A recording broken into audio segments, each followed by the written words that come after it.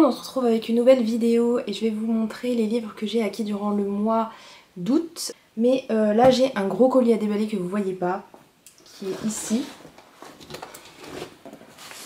Voilà. Et du coup c'est une commande Freshminster que j'ai faite il y a à peu près une semaine. Et du coup voilà, je vais déballer ça avec vous, j'ai pris mes ciseaux et on va y aller. Donc c'est que des livres d'occasion que j'ai achetés dans la boutique d'un vendeur professionnel. Donc je vais vous montrer tout ça, j'en ai 5. Alors je vais commencer par celui-là. Donc c'est Nos chemins de travers de Georgia Caldera aux éditions J'ai lu. J'étais pas au courant en fait, mais je crois que c'est une trilogie, enfin c'est une série qui a plusieurs tomes. Et j'avais du coup vraiment envie de le lire. J'ai jamais lu de Georgia Caldera. Il y a sa série qui est super connue qui s'appelle L'Arme Rouge ou quelque chose comme ça. Et je pensais pas du tout que le livre était aussi gros. Il fait 500 pages, mais j'ai vraiment envie de le lire. Je crois que, enfin j'ai entendu pas beaucoup d'avis, mais les seuls que j'ai entendus, ils disaient que c'était super bien, donc j'ai vraiment très hâte de le lire. Je sais pas exactement de quoi ça parle, je crois que c'est une histoire d'amour. J'avais lu le résumé avant d'acheter le livre, mais je m'en souviens plus exactement et je préfère me plonger dedans sans savoir grand chose. Ensuite, donc j'ai aussi acheté Les Porteurs, le tome 1 mat de C. Cueva aux éditions Thierry Magnier, donc qui est le premier tome aussi d'une série. J'en ai entendu parler un petit peu sur quelques chaînes et sur la blogo. Je pensais pas, mais c'est écrit hyper gros. Je sais pas si vous verrez. Et il fait 300 pages, donc ça va se lire super vite parce que vu comme c'est écrit gros, je pense. On est dans une histoire où les enfants naissent hommes et femmes à la fois et à l'adolescence ils doivent choisir quel sexe ils veulent être.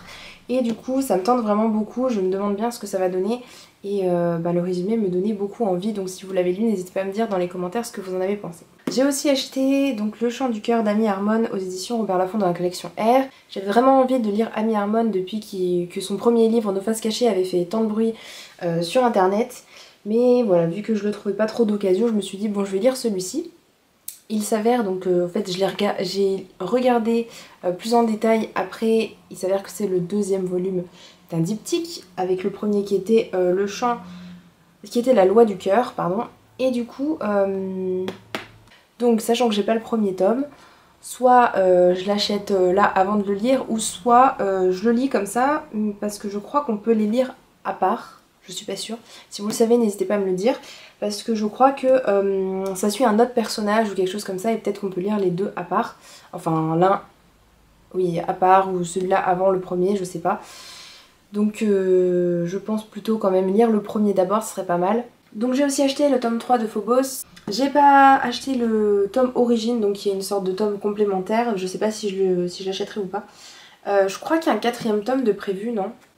Et le dernier livre, celui qui me tente peut-être le plus de tout ce book haul, c'est Follow Me Back de A.V.